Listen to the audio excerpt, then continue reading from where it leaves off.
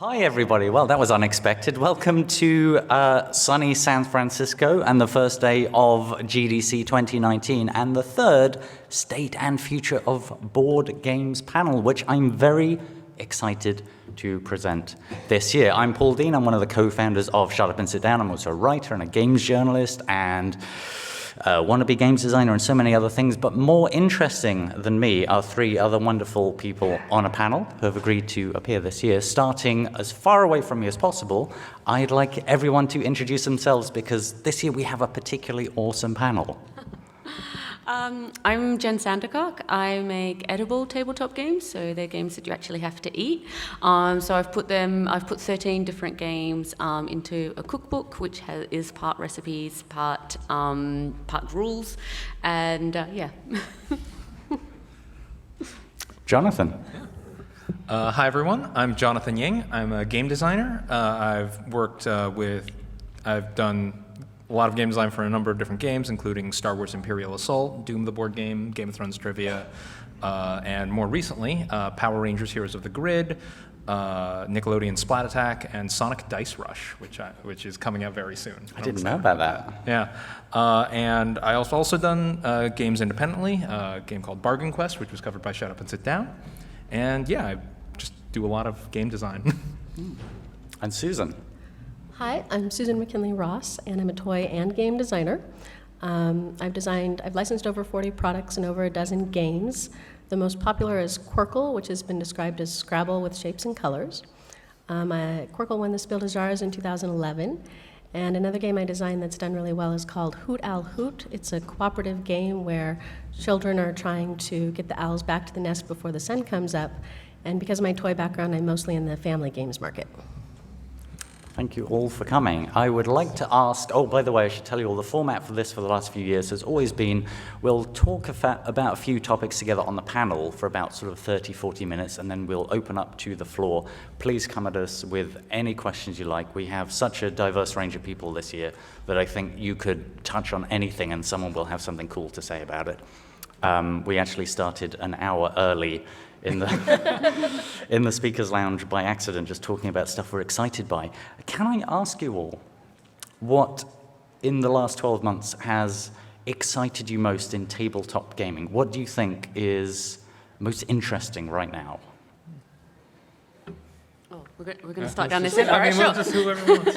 I think for me, some of this, other than like personal successes, I think some of the stuff I'm interested in is seeing much more wider recognition of a wider range of tabletop games, that they're not all quite hardcore games. There's a lot of stuff for families or light games, and there's a lot of food-themed games, which I like food-themed games. I don't get why. Yeah.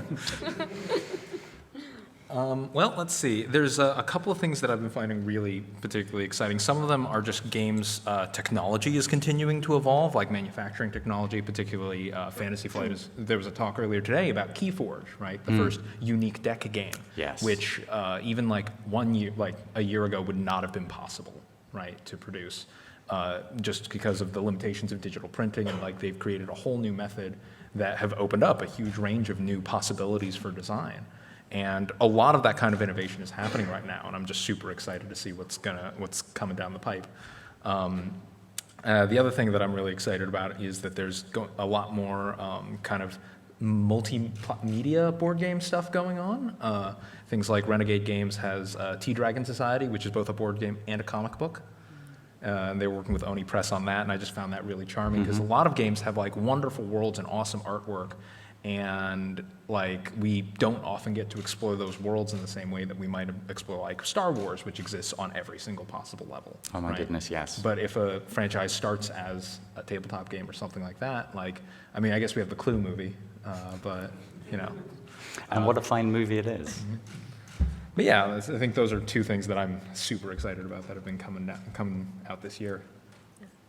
Similarly, I'm really excited about the scope and the variety of games that are available right now. I feel like there's more interesting mechanics, there's more interesting themes, there's more interesting materials being used in games, like food or toys or water or air. People are doing new and novel things that I don't think would have been happening 5 years ago.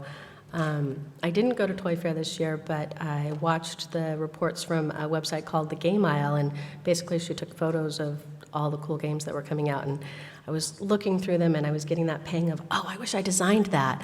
And that's an excellent feeling when you're looking at the games coming out and they inspire you to make things. So I'm really excited about the variety of things that are out on the market right now.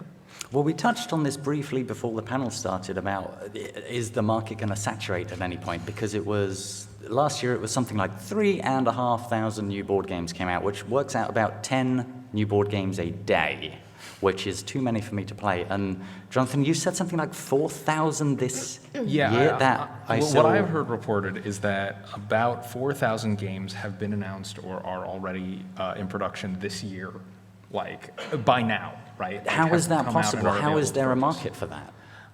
Turns out there's a lot of people, is the other thing, with a fair amount of income. And also, board games are spreading, right? Like, more and more communities are having access to board games or, like, learning about it. I mean, I think we could definitely credit things like Critical Role for, like, making things like Dungeons & Dragons feel much more mainstream.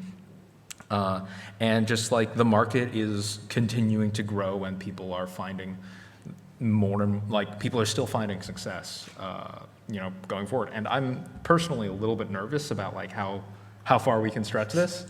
But so far it's continuing to, trend outward and trend upward and more products and more people buying these products. And it's been crazy. It continues to be crazy. Yeah. I think as a designer and a gamer, I'm excited about the saturation. I think the market is saturated. If I were a publisher or manufacturer or a retailer, I'd be much more worried about it because how do you stock what's going to sell? How do you know what's going to work for your store?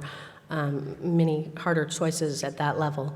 But as a designer and a gamer, it's very exciting. And I also am worried about the short-term future. Is this sustainable? But I think there's some hope that we could eventually get to a book model where there are lots of people who read a wide range of books, and there will be a lot of people who play a wide range of games.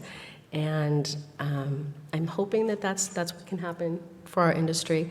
And then the other thing is, I'm a gamer who had a game night this weekend, and Puerto Rico got played. And Puerto Rico's old, it shouldn't get played anymore at game nights, but it's a good game, and it ended up getting played. And I think there are gamers evolving now who are only going to play games once or twice. They're not going to keep Puerto Rico on their shelves for years and years and play it over and over again. And that's more like the book model. That's more you read a book once or you buy a book because you're interested in it. You don't necessarily get around to reading it. I'm hoping something like that can help the level of market saturation that there is. Mm-hmm. Yeah. I do feel that this is having an interesting effect on people attempting to create lifestyle games. Like, I'm not sure we'll ever get, or, it'll be very challenging for another game to be like Magic the Gathering, where it's like that is the only game some gamers play. Or like, there's just so many options out there and it's so hard to make it, your one hobby is following this one game and all of its expansions. Now it's like, oh, here's a game I like. I played it a couple times, and if an expansion comes out, maybe I'll break it out again. And that is becoming more and more of a thing, but usually for people who are financially stable enough to use games as a leisure activity. Games are still a luxury product, which has continued to be true. And they're just becoming a more and more popular luxury product, which is also exciting, but I think we should pay attention to that. Accessibility is a big deal in board games right now, and as games become more popular, we also want them to become more accessible to bring in new players, because this is not. There are a lot of players out there, but not all of them are interested in exactly the same themes or exactly the same mechanics. Some people, want to play games while having a snack. I was going to say, I mean, that could be someone's entry into tabletop gaming, could be edible games. That could be this bizarre but fascinating vector of that spreading. Yeah, I mean, I do feel like somewhat I've tried to target bakers as well as gamers. Like, most of my games aren't super hardcore games, so if somebody is a hardcore gamer, they probably will bounce off my games a bit, but people who are like, oh, I want to do a fun thing before maybe I play a hardcore game, or I really love baking and I want to show off all my amazing baking skills, there's like games for that in the book. So. So sort of reflecting on that then, what makes it interesting to be a board games designer now in 2019? There's a lot of people at GDC who are more and more interested in board games. Loads of people prototype things on tabletop if they're thinking of going into digital games design. Why should they stick with board games? Why should a person be a board games designer? I think partly like Kickstarter is still like, there are a lot of games on Kickstarter, but if you have a genuinely good idea, it will come to the surface and people will find out about it. Like, because I think there's generally in the tabletop space, there's people who every week check Kickstarter. What are the Kickstarters out right now? Yeah. And so people are consciously looking through that system. And so I think if you are able to come up with something that's able to stand out from the hundreds of games that are out on Kickstarter at any one time, then there's a chance for you. And that feels good, that genuinely good products can still stand out and be noticed. I mean, sort of part and parcel to the fact that we're getting so many more games coming out, right? The systems for actually manufacturing those games are becoming more and more accessible, right? We're having websites like GameCrafter now allows you to do custom punch-outs, which they weren't doing, a couple years ago. And like all of these things will allow people to make even really small print runs of games just for themselves, just for their hobby. And once you have that, maybe you're going to try and run a Kickstarter, or maybe you're going to try and pitch it to a publisher, and that the barrier for entry for board games is lower than it's ever been, honestly. And the ability for people who have access to the internet to create a game that looks nice and that feels professional really kind of fuels that dream and that desire to make something cool and to put it out there. And even as big as the board game market is growing, people are hungry. People want, with all these games coming out, players are having a harder time finding exactly the game that suits the thing that they really personally want, right? And there was a long time when in video games where people weren't making adventure games, right? Yes. And then so no one was serving that market because that market was considered a niche market. I think a similar thing is happening in tabletop, right?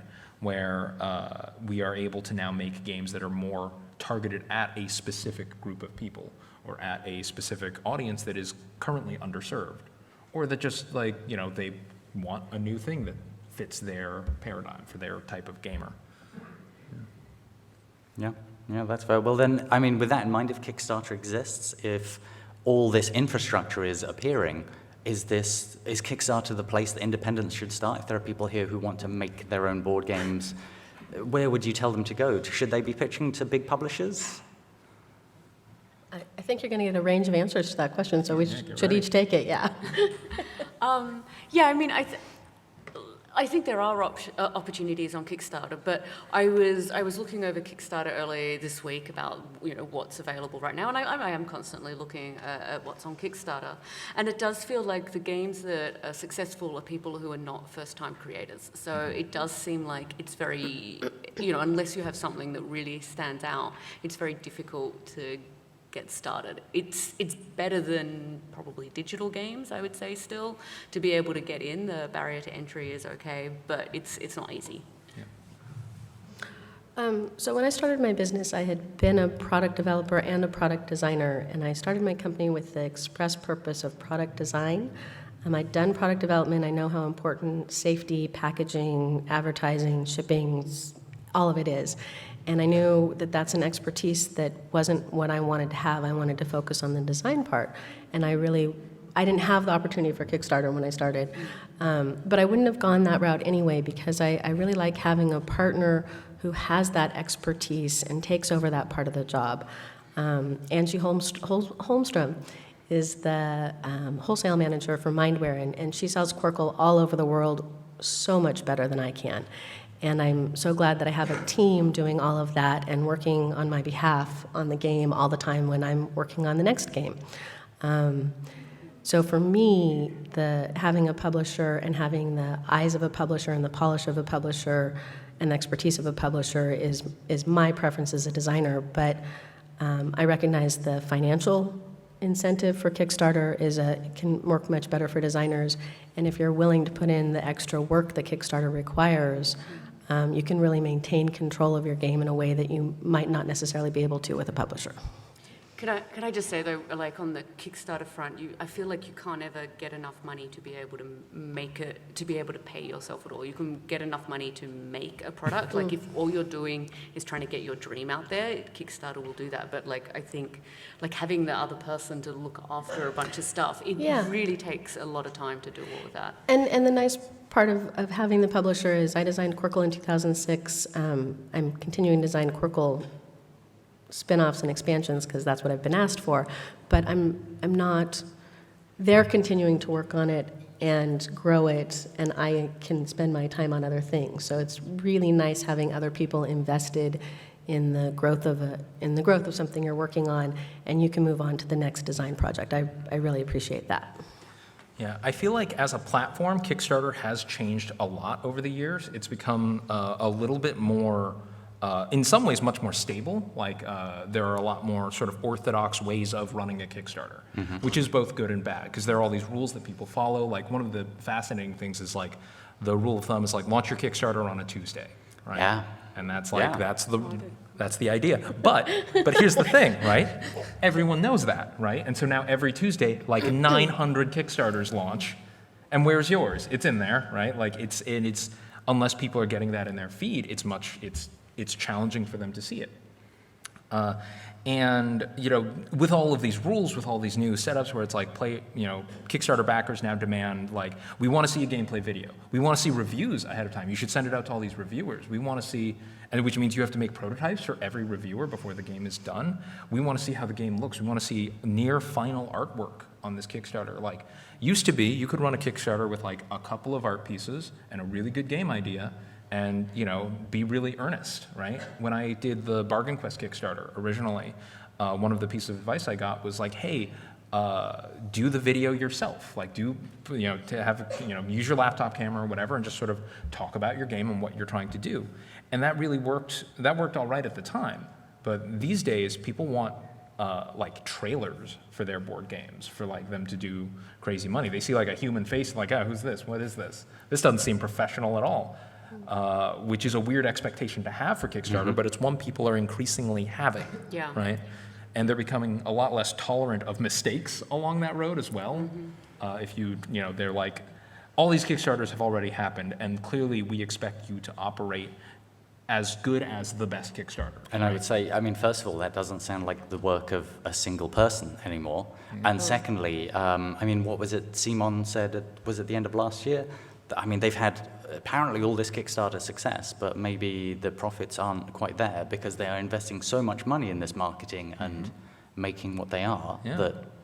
The creator of Scythe posted like a really wonderful series of articles about like you can look at the Stonemaier Games website, but they posted a series of articles about like why I don't put my games on Kickstarter anymore, right? Like why the platform no longer works for my model. But they also posted a series that were like, but if I did make a Kickstarter, here's how I would do it now.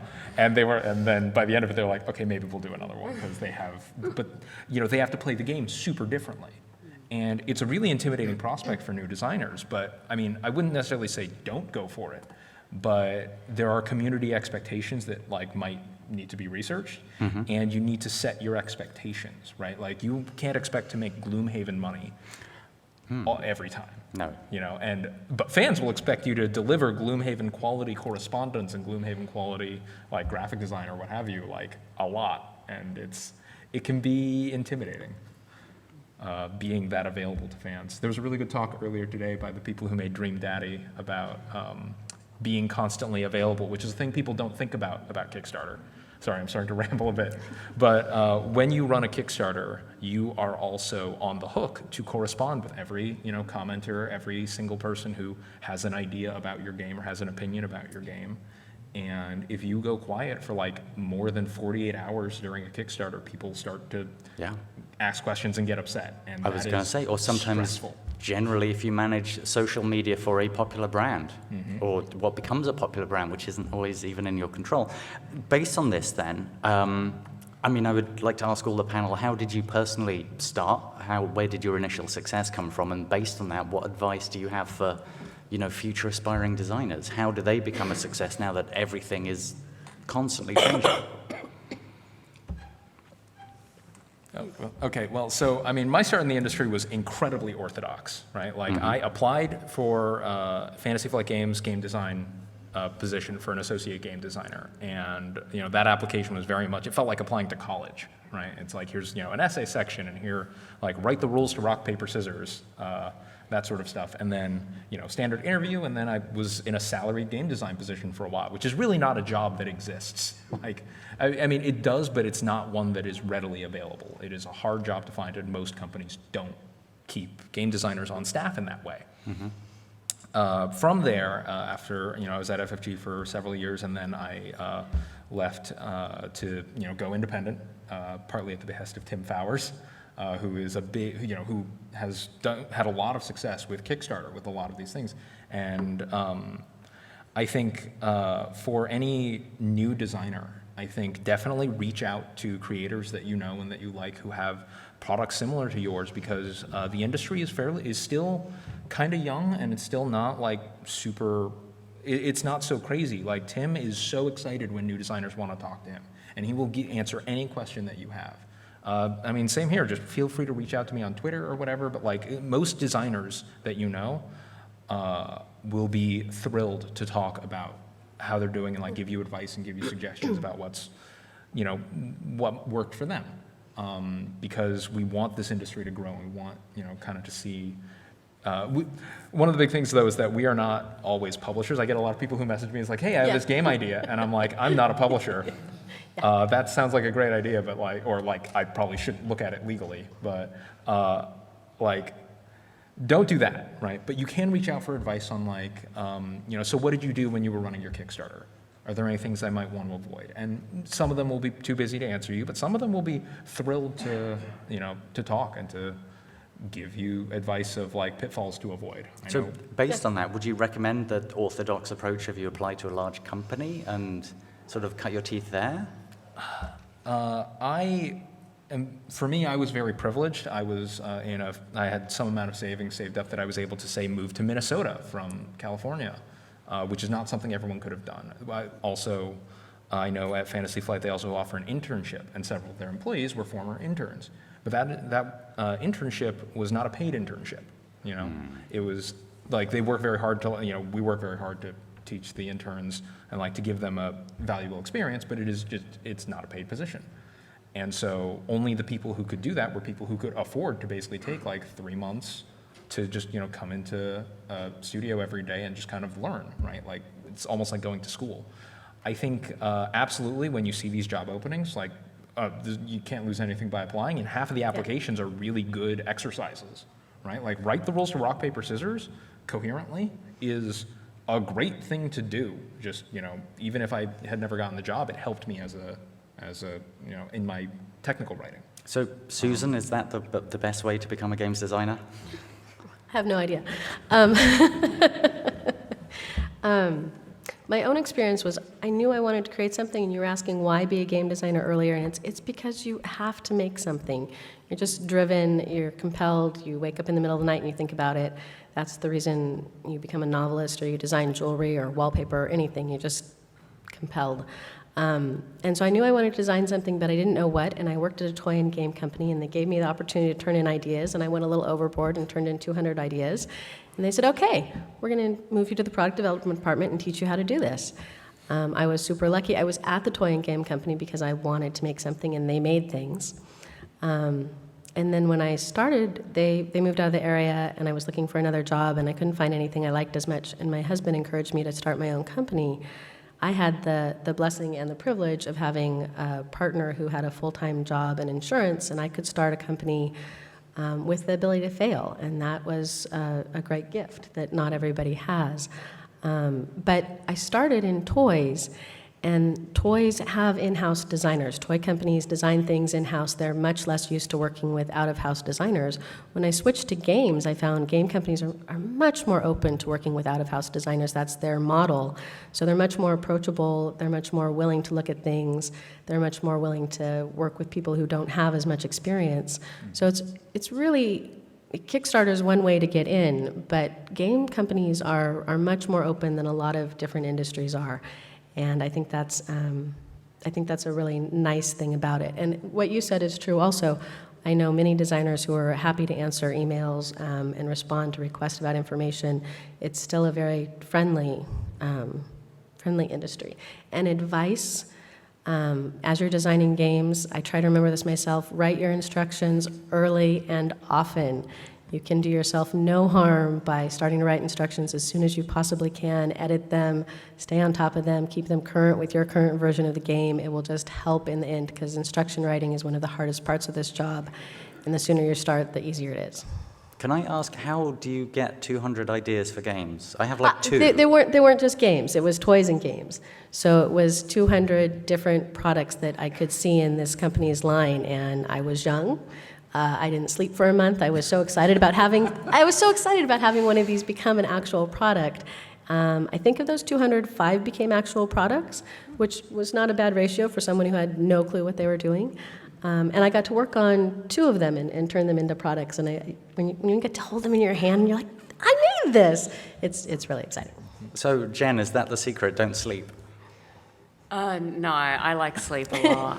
I like sleep a lot. Maybe that's why I'm still like, I don't feel like I have financial stability at the moment in my life. Like, I've done a Kickstarter that did very well for most people's expectations of a Kickstarter, but it's not really an appropriate salary. I luckily have a partner who is able to support me as well. So, yeah.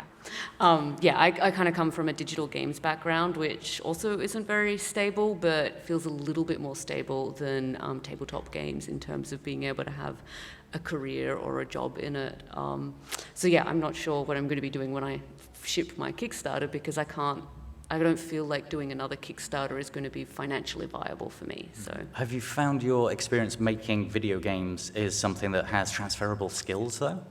I mean, yeah, definitely. I mean, to me, game design for digital and game design for tabletop are very similar.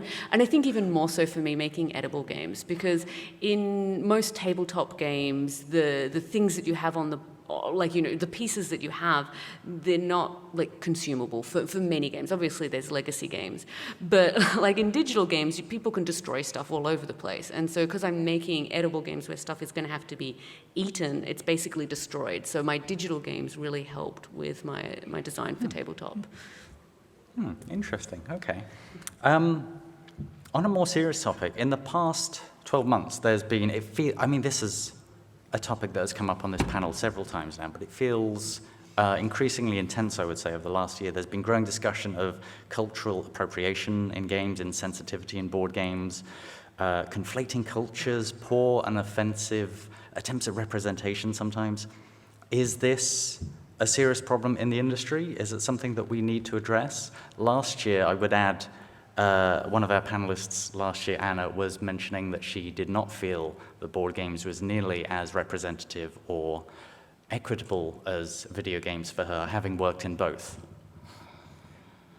I have a hot take, I have a take on this one, and I definitely agree that tabletop games are not there yet. But I also feel that you kind of have to be bad at something before you get good at something.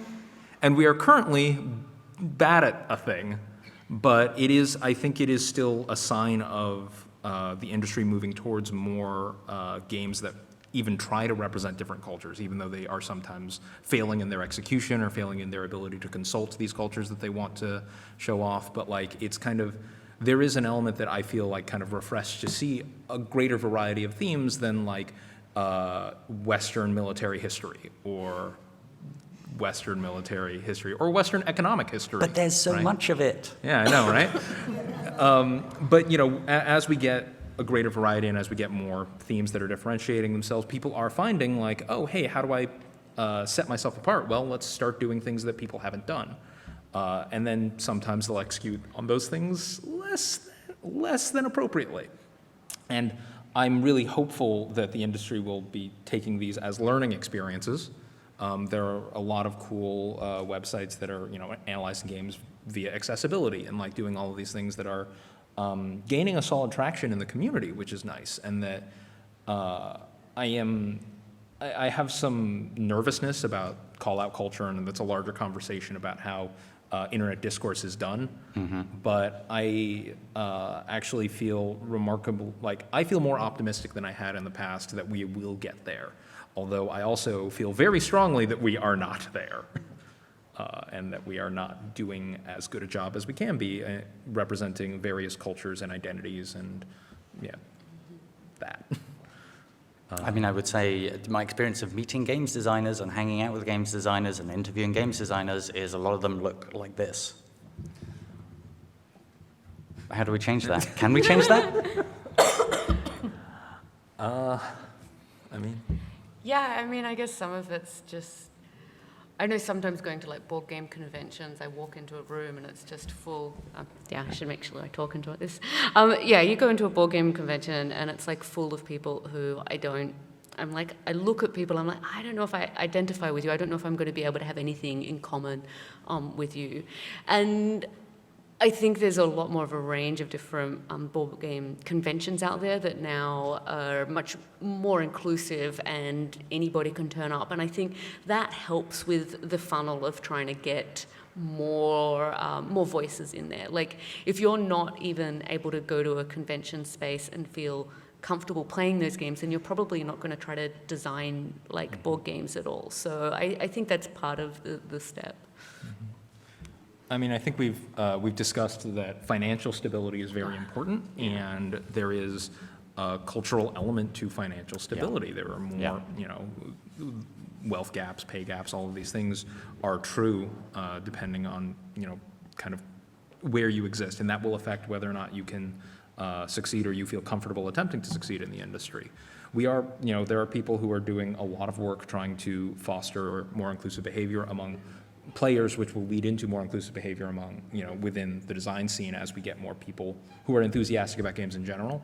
I'm very heartened to have found out recently that the winner of the most recent, the new game Keyforge, which we had talked about, their biggest event, the Vault Tour, was won by a female gamer, and that is not common in competitive card game scenes, and that's kind of a heartening event to happen, even though it took a while. But yeah, I think there are barriers to entry that companies are working on, and that we as a culture are struggling with, and it will take time, and it will take people who are in positions of power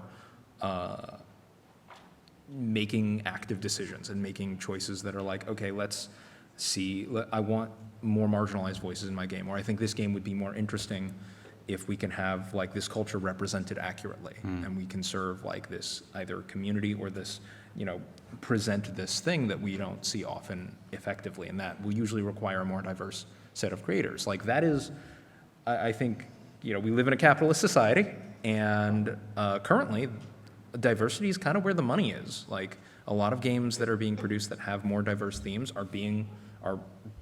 people are responding very well to those. We're getting more.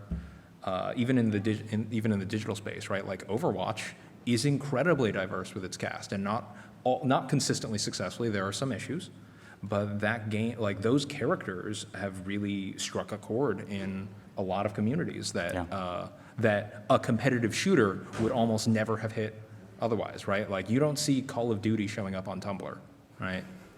I mean, you do a little bit, but that's a small core. I haven't spent enough time on Tumblr. Clearly. No. We're talking about social spaces or game spaces. Have all of you spent some time in a board games cafe? Yeah. I would say. How many folks here, quick show of hands, have been to a board game cafe? Yeah, okay.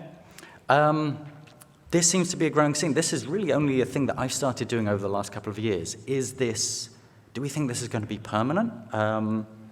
Do we think it's going to help the industry in general, help them marketing games, and maybe also, help change the atmosphere? I've enjoyed a lot of board game cafes more than I've enjoyed some conventions I've been to.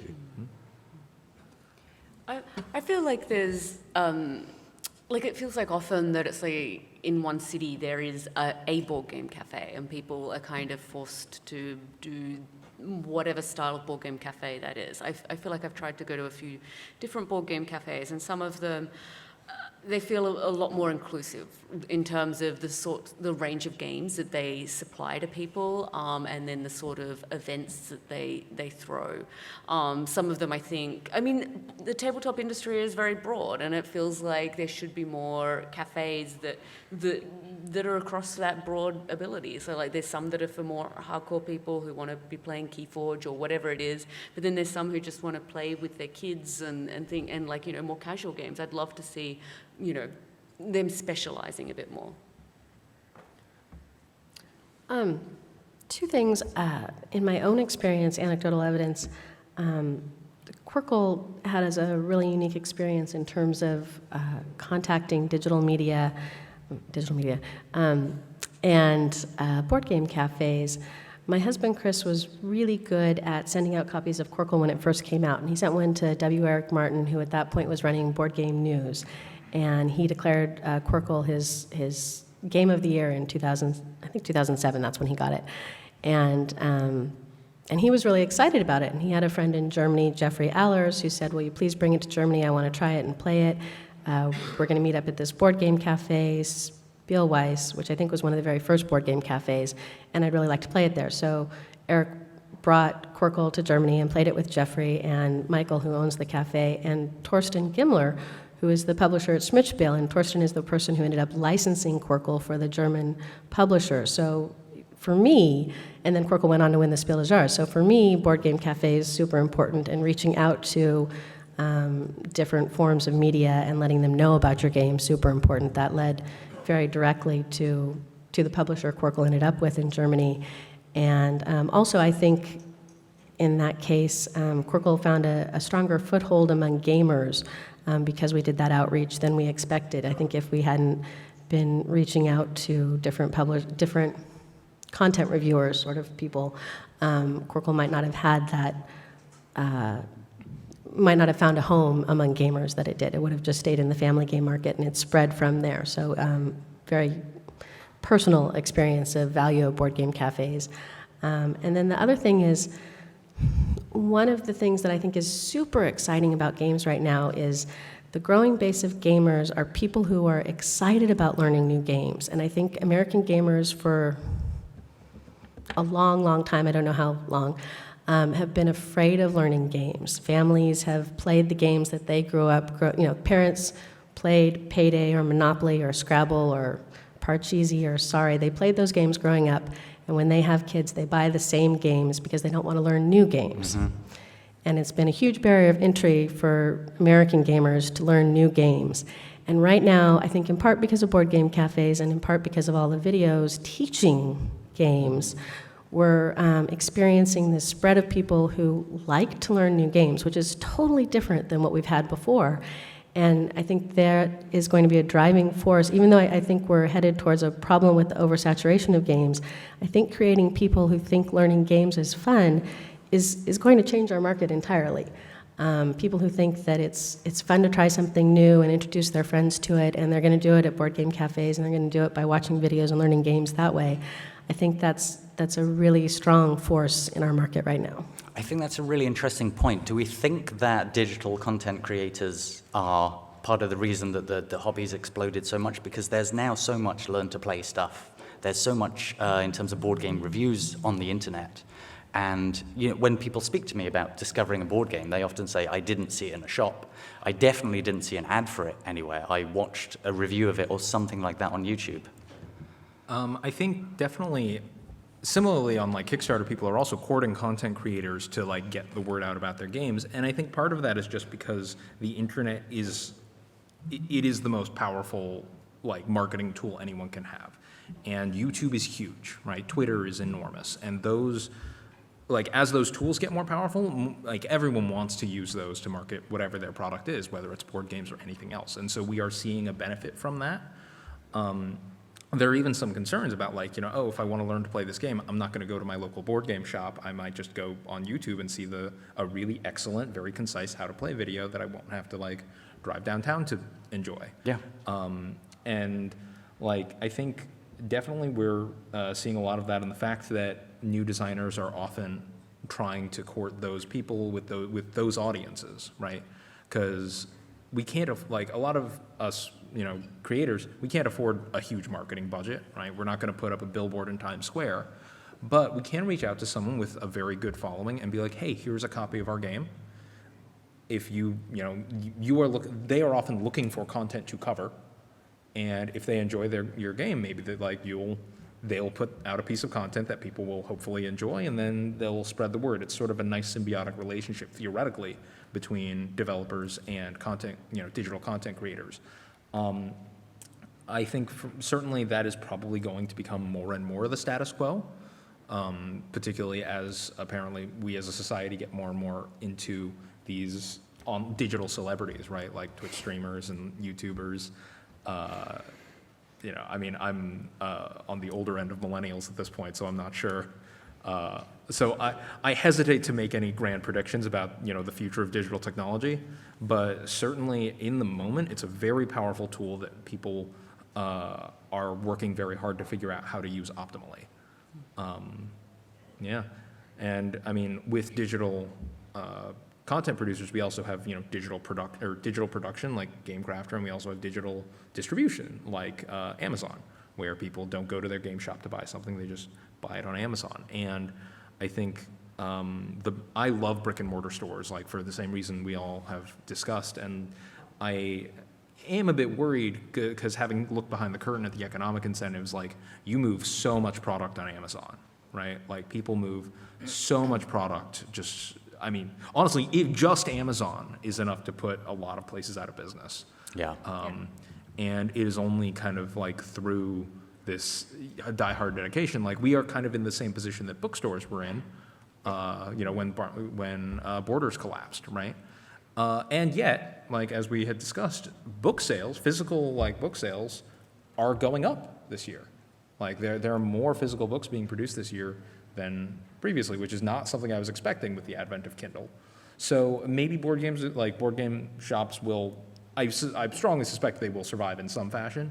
I don't know if they'll become huge, but I don't think Amazon has it in them to kill them at least. Sorry, I guess I moved back to that previous discussion. But do you have any thoughts on YouTubers?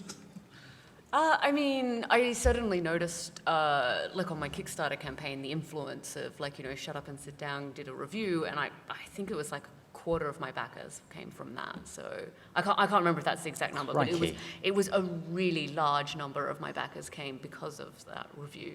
And so, and I purposefully, I knew they had, I courted, basically, because I knew it was important, and it was. I mean, this is also assuming that it goes well with that content creator, right? Like yes. A negative review. Although, honestly, I've heard people a lot of people, if say Tom Vassell posts a review I didn't much care for this particular game, but they'll still talk about it. That still gets it in front of eyeballs. A lot of people are I don't like games that Tom likes. Maybe I'll like this. I have found that if you don't like a game on the internet, people will correct you and explain how you're wrong and buy it anyway. Getting into the conversation, it really does seem like that, any news is, or what's the term? There's no bad news, there's no bad publicity. Yeah, there's no such thing as bad publicity, which I don't think is true, but bad publicity can still create positive results. There's one more thing I'd like to quickly touch on. We did discuss a bit about counterfeiting board games in the panel last year. Is that something that has affected any of you this year in any way? Not really for me. I've recently been sending out some of my chapters to some of my backers who I call play tasters, because I like them. I guess particularly with the sort of games I'm making, people have to make it at home. So it's kind of like a print and play game, but I'm encouraging people to make their own. So I'm somewhat encouraging people to counterfeit and make their own edible games and maybe adjust my edible games if they don't like them. So not so much for me. A few years ago, there was quite a spat of knockoff Quirkles available on Amazon, and that was interesting. There were some bad reviews because they were poorly produced, and they were selling, and there was no way to tell if you were getting a good copy or a bad copy before you bought it. And my publisher worked with Amazon and got those cleaned out, but the reviews are still there of these bad copies of Quirkle. This is a case where I'm really glad I have a publisher. They're fighting counterfeits on multiple fronts. And I know Russia is one country that particularly has a counterfeit problem. We've had counterfeits in Canada, we've had counterfeits here. So it's an issue, and it's something that, as a designer, I don't have any idea how one controls it or what to do about it, but I know it's a growing problem in our industry and can affect lots of different games.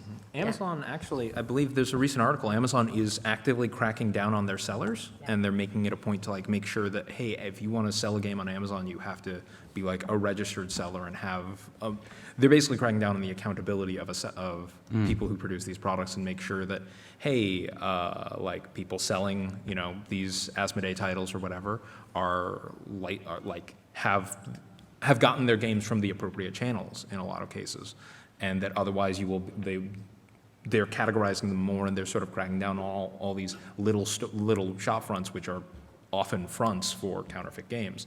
And they won't just automatically kind of just bundle them all together and be like, this is the product, and we'll ship them out piecemeal, which is probably a big get, and this is probably the best way that we have to fight counterfeiters in that way. And the more current problem, I think, is at Alibaba.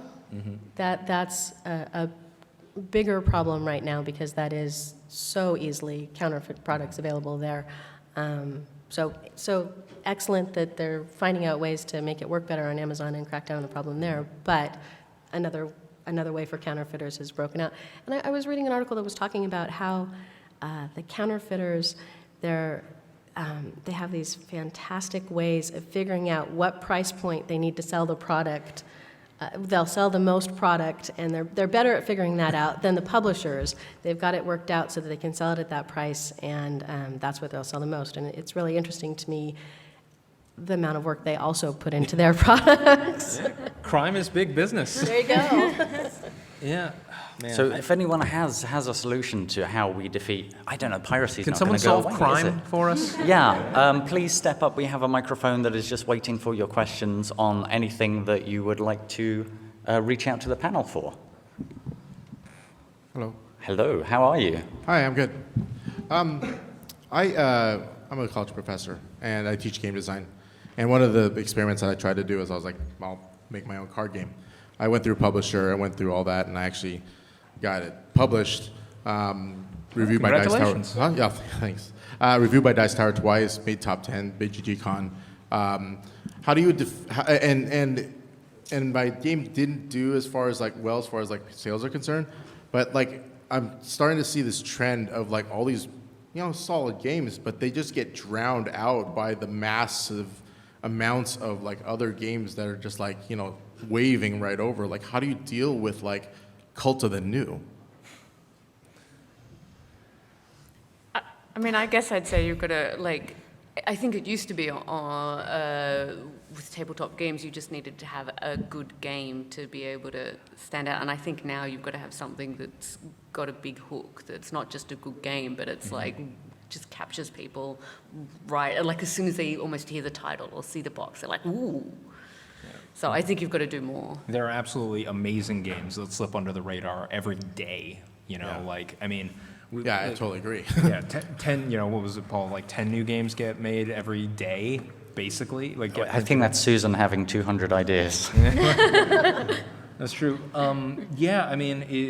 It's hard, and if there was a recipe for guaranteed success, then I don't think we would need conferences like this. But yeah, I think one of the things is, dedication, and it's possible that it's the theme that didn't work. It's possible that it's that you didn't have the right marketing push at the time, but people will start and try and print copies, multiple iterations. I mean, when Bargain Quest first came out, right, we had a very modest Kickstarter success. I think we printed 2,000 copies. And I think it's entirely possible that might have been all we would have ever printed if the game if we didn't put in a lot of legwork, like submitting it to different shows and submitting it to different people and just sort of going places and showing it off and putting in a huge amount of work. And even that, even then we got lucky, right? We got we got positive reviews from Shut Up and Sit Down, which really gave us a huge social media boost, and that allowed us to kind of move forward. But not everyone has those opportunities. But I think pursuing them is basically the only move most particularly small devs have. But hey, good games get rethemed, good games get reprinted all the time, like, and it's not your only shot. And yeah, all I could say is you should definitely don't give up on it, but it's hard, and like don't think of it as like a personal failing of your game or your product. Like, Oh no, I learned a lot. I learned that you need a team. There's a lot of dedication. I mean, it's insane. But I really appreciate your insight. Thank you very much, guys. Oh, and based on that, Susan, I mean, did you know with all these different ideas, did you know Quirkle was going to be the one that would take off? So Quirkle came later when I had my own company, and I was designing toys. I wasn't designing games, but I'd been hosting a game night for a very long time, and Quirkle came to me in a dream, almost fully finished, and I got up in the morning. I said, "That looks really cool. That was really neat in my dream. I got to go make that." So I did, and it worked out super well. And since I was already a toy designer, I had already pitched to Mindware, the toy company, and they had turned down a bunch of my toys, but I was like, yeah, this is going to fit their line. I need to send it to them, and I did, and they accepted it immediately and went really well. I did not know Quirkle was going to become so popular. I had no idea that it would be so well received. I was ready for it to be a middling success. I thought it was going to do well for a few years, and it just continues to grow and thrive, and I'm just super blessed by it. But I did not know that it was going to be my best-selling product. So, wait, you're telling me that you can design award-winning games in your sleep, literally? I need more naps. Yeah. Yes, next question. Hello, it's rather a commentary. I'm Christoph from Rebel Game Studio, so Asmodee Poland. I just returned from Reno trade show, Gamma trade show in Reno, and topics here were covered 2 years ago on retail and distribution conferences. Yeah, in my opinion, what we were talking at Gamma, it's about overabundance, oversaturation, and how to help brick and mortar stores to survive. And the other topics were consolidation of the market and some companies going under. The last year was the hardest year for many European publishers and distributors. So, and probably that's a kind of domino effect. We won't be buying new titles from you, developers and game artists, if you won't be prospering. The topic for you here to understand, I want to share it. We are no longer looking for new good games. We are looking for games that the games that are already evergreens, that have their solid place on the shelves, that we can put new instead of them. Yeah, we are no longer willing to expand our catalogs or portfolio. That's why these old games are still going strong, because for us, it has better rate of interest to invest in promoting the games that we already have than to introduce new ones and start earning money in next 2 years or something. Yeah, if we solve the problem that's currently on the distribution side, yeah, then that you probably can avoid the problems that we are now experiencing, and that's what we are now trying to solve. Yeah. So keep on with good work, but your competition is not only this 900 games on Kickstarter currently, are all these bestsellers and evergreens All that you games have that to be ever better exist. than. Yeah. So It's true. I think keep we're on down good to work. 7 minutes. We should get moving. Yes, the next speaker, please. Yes, hi. Just wondering, how do you think that global availability is affecting the hobby? For example, I'm from South America, and it's pretty hard to get most board games that I guess it's easier to come by either in North America or Europe. So as you are speaking about, market saturation and how the scene can continue to grow, do you think that there is, something to be said about that you're not actually serving the whole available population that is into the hobby? Yeah, there are absolutely markets that we are not serving actively, partly because distribution can be very difficult in those regions currently, and there are other, like, broader infrastructure reasons, or a lot of publishers don't want to be the first one to dive in and invest heavily and take a risk in a region that isn't proven, right? Yeah. As things get bigger, people become more risk averse. I think this is possibly a big advantage to things like print and play, so that we can get more and more like easily accessible games in those kinds of regions. But yeah, it's hard, particularly when you're running a physical product that requires things like translation and physical shipping of a 2-kilogram box. Can I just say, I don't know if it's just that. Like, I grew up in Australia, and sure, I haven't lived in Australia for a while, and board games have got a lot more popular since I've left, but they were very expensive in Australia. Australia speaks the same language as in the US. It's quite a similar culture. Like, sure, Australia's different, but even so, it was very expensive to get. So I think there must be more than just transport and the things. I assume Australia's getting better, but it's still really difficult. There's also just, taxes based on governments, right? Like being able to figure out, like, okay, what are the import taxes for this region? And yeah, like some smaller publishers just don't have the bandwidth to be able to to run the import taxes for, every single country, which is unfortunate, but will hopefully get better as the industry gets bigger and more successful. And there's the problems of you can't just sell to one store in a country. You need a base. So usually you need a partner in that country who has a distribution channel and can sell it to a lot of stores. So it's a real investment each country you move into, finding someone you can work with and figuring out how you're going to sell your container of games that's going to be specific to that market and going to be shipped there. Who is going to take those games? You can't just do a print run of 1,000 for them. They're going to take a print run of 10,000 in a container, and you need a partner who's going to help you get through all those. So it's, unfortunately, it makes it so much harder to move into different countries because of that. Less hard than it used to be, but still it's a real challenge. I think we have time for maybe one more question. Hello. This is worthy of being the last question, but I'll try. We're starting to see a trend in bigger retailers of doing exclusive games for them. Walmart was the exclusive distributor of Fog of Love. Target has a couple of games that are only available through them. Do you think this is a positive thing for the industry? Do you think it's a negative? Do you think it's just a flash in the pan? Can I immediately say, speaking as a chap who lived in Vancouver for quite a while, when something's available in Target, which is not even in your country, that's quite frustrating. I think it's absolutely a positive sign that like these, giant monoliths think that games are valuable enough that they want to have exclusivity of products like this, that they think that they want to, that is a valuable thing. It's a good sign. I do think it's bad for all of the accessibility reasons that we've mentioned, leading into this, right? Like a game being exclusive to only one kind of store means it's harder for people who don't have access to that kind of store, or, people who have ethical issues with, say, how certain stores run themselves or what have you.